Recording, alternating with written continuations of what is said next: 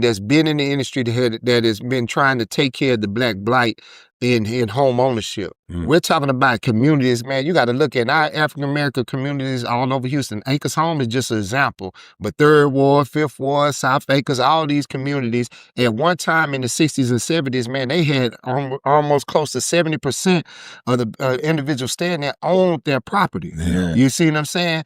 That ownership done dwindled all the way down to less than 22% in our communities and things like that. Now, part of that is our own fault. Yes, sir. Part of that is our own fault. Mama. What I mean by that, and now, in the midst of that, you know what I mean? Most of our frontline individuals like the NAACP and other organizations, when they do these housing workshops and things like that, they're teaching people to do the traditional routes to getting mortgage. But back in that time, a lot of people, like, you know, for my grandma, for example, when my grandma and them migrated from Louisiana, man, my grandma was the first one to come out of Louisiana to go. My dad and them was born in Louisiana, they came. They first went to stop. Her first stop was in Freemanstown in 4th Ward. Yeah. Then while she got there, she was renting a house, but then she had bought a house in Acres Home. But she bought the house through owner financing, contract to deed. So that means she didn't go to no lending institution. She went an unorthodox way to get a property. Most of the people that was in, because Acres Home was presented to our people back then as the promised land. They had a bigger property, bigger acre lots and things like that. They wouldn't, at that time, it wasn't really the city limits, it was our outskirts. And so it was considered to them like they promised land. Go out there and live a better life and everything else than be in Acres Home. So during that time. So most of those blacks that stayed in there and everything else in that area was buying their houses, but they was paying it through owner financing. They didn't have to go get a loan because the guy who was owning the property was doing an owner financing. He was the bank. He was the bank with them.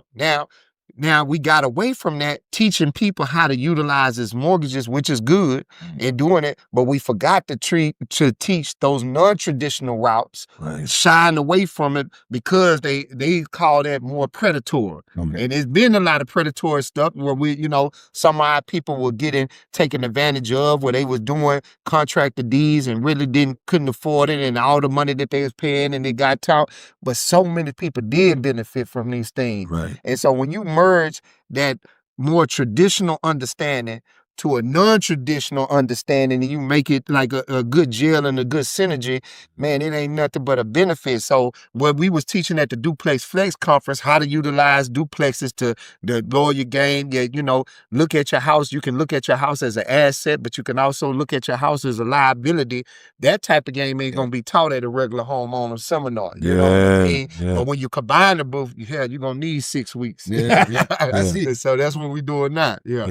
Are there things that, because I always hear about scams and high interest rates, hustling and all this. So are there things that it seems, I guess you answered this, that you were trying to teach black people so they could kind of skip over those kind of hurdles? Because I know, this foreclosure thing had got so bad at one point, it may still be to where they was setting people up for failure. So you got this couple, they get in the house and we stand there smiling with our keys, and then in no time, they done took it from you, Man, we used to teach at NACA, man. And now this is a non-profit mortgage broker company, man, right? And he used to tell, once you teach people what their payment is going to be, if it stay that same payment or whatever else, they know how to navigate and keep that payment or whatever else if you just keep it the same, right? And if it's affordable, that's even a win.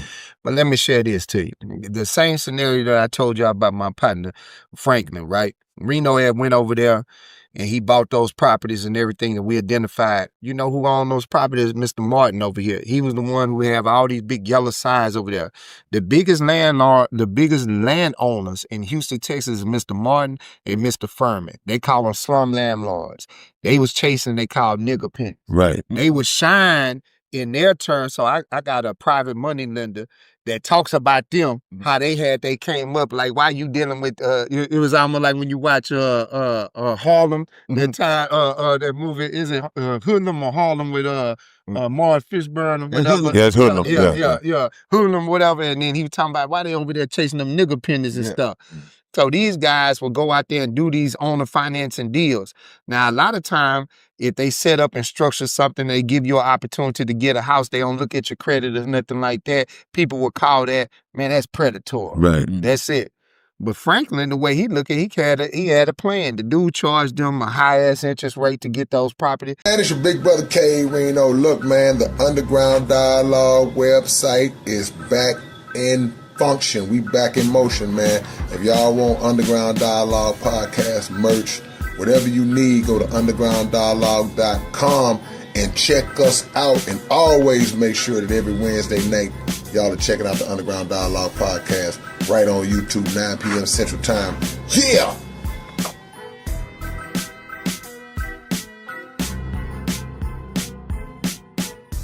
What's up, man? It's your big brother K Reno, and check this out, man. The Underground Dialogue podcast is offering advertising opportunities, man. You can promote your business, you can promote your video, your song, whatever it is that you have, man. Reach out to us if you're interested in promoting on the Underground Dialogue podcast. All you got to do is email us at undergrounddialoguepodcast@gmail.com. Get it. What up, man? It's your big brother K Reno. I'm proud to announce that I'm a new brand ambassador to this new brand of clothing and shoes called Volage. Y'all make sure that y'all support this. It's already available. Houston-based company, straight out the H. Look at the quality of the packaging itself. We ain't even got to the shoes yet, man. And this is just one pair of shoes, one design. They got all kinds of dope designs of shoes that you guys can choose from. Go to volage.biz and find your order, find what you want. Wide selection to choose from, male and female items, and I'm proud to be a part of it, man. Community workers, versatile products, Volage, manufactured in Italy. Look at the quality of this box, man. Y'all don't know what it is. Catch y'all later on.